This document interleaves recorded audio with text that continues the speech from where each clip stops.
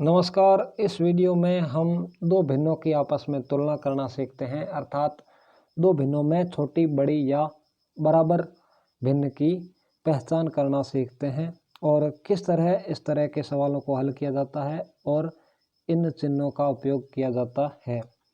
तो हम जानते हैं भिन्नों की समानता या असमानता के आधार पर भिन्न होते हैं दो प्रकार के। पहला है समान भिन्न और दूसरा है असमान भिन्न।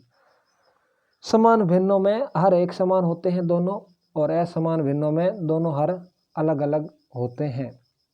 पहले हम गणितीय नियम की सहायता से दो भिन्नों की तुलना करना सीखते हैं और लास्ट में जो है हम एक ट्रिक के माध्यम से किन्हीं भी दो भिन्नों की आपस में तुलना करना सीखेंगे।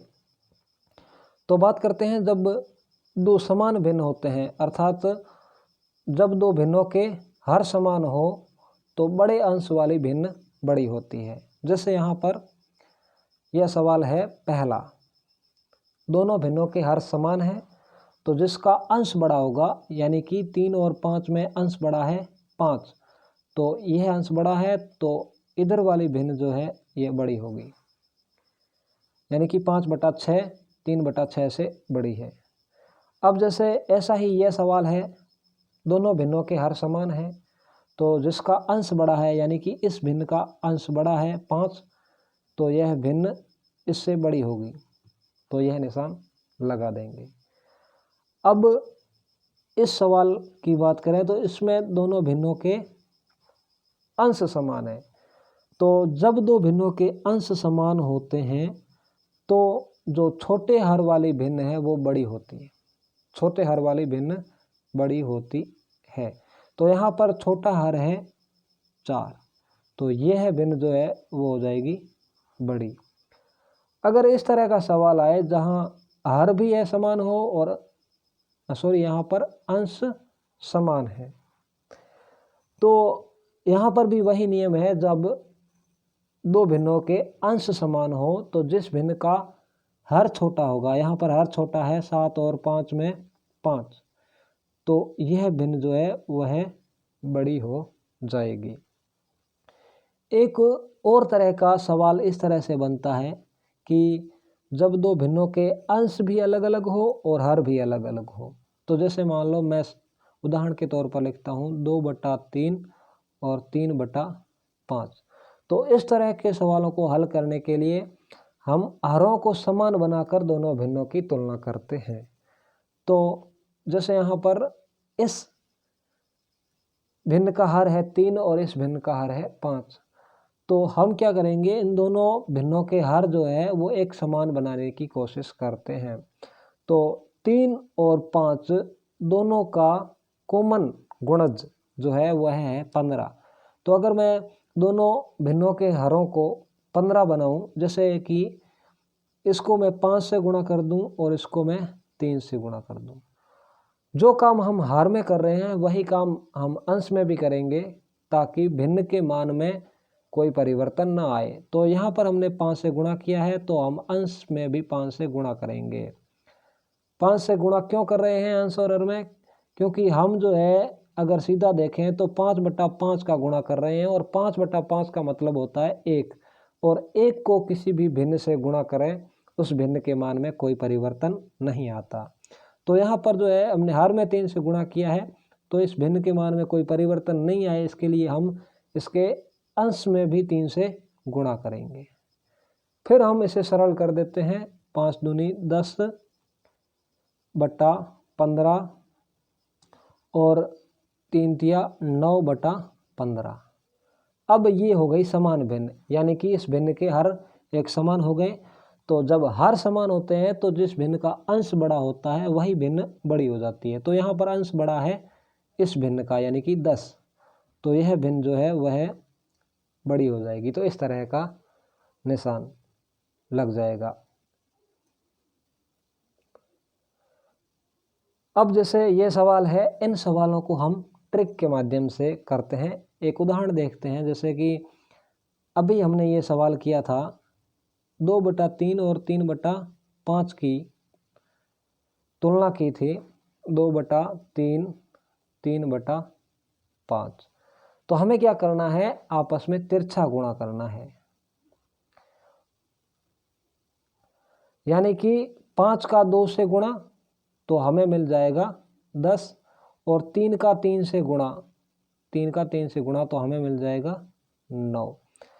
अब हम ध्यान से देखेंगे कि 10 और 9 में बड़ा कौन है, तो 10 और 9 में बड़ा है यह, तो इन दोनों भिन्नों के बीच में भी यही संबंध होगा, यानी कि यह भिन्न बड़ी हो जाएगी। तो इस ट्रिक की सहायता से हम कुछ और सवाल देखते हैं, जैसे कि 5/7 और 8/3।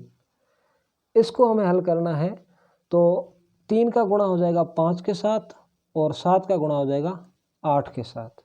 तो 3 का 5 से गुणा करने पर हमें प्राप्त हो जाएगा 15, और 7 का 8 से गुणा करने पर हमें मिल जाएगा 56।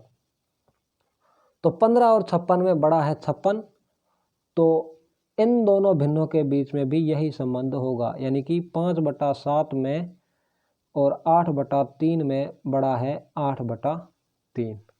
तो इस ट्रिक की सहायता से हम इन सवालों को हल करेंगे।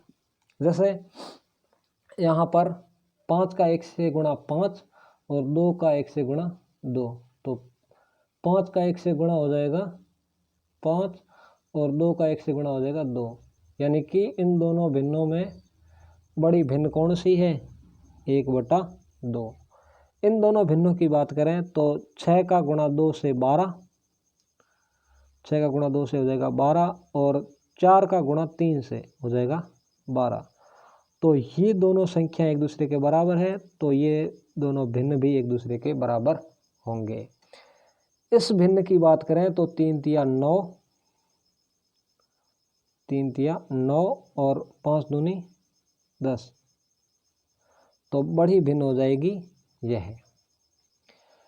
इस भिन्न में 8 का गुणा 3 से हमें मिल जाएगा 24, और 4 का गुणा 2 के साथ हमें मिल जाएगा 8, तो बड़ी भिन्न हो जाएगी 3/4।